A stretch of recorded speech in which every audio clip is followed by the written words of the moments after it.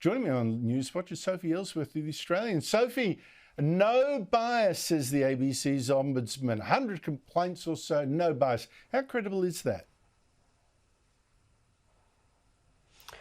Well, Andrew, this is interesting because Fiona Cameron was appointed to this role as the ABC's first ombudsman in September last year. So this is her first report that she's handed down. It's really interesting to see that she found no cases of bias. What we don't know is what those complaints were actually about relating to The Voice. We don't have the snippets or the grievances that people made. But I consume a lot of ABCs. I know that you do too, Andrew, and it's never in favour of the no side. It's always, if it is leaning one way, it's always on the yes side, I would argue.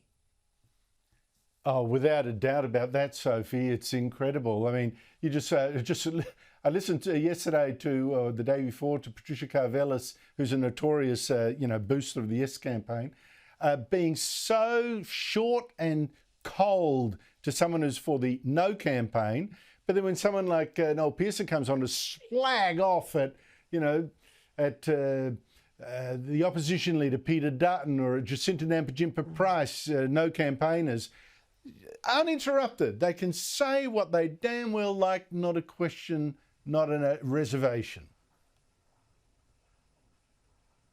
Well, it does them no favours, Andrew, when people can see straight through this. And you only have to look at the coverage on the ABC of the Voice referendum.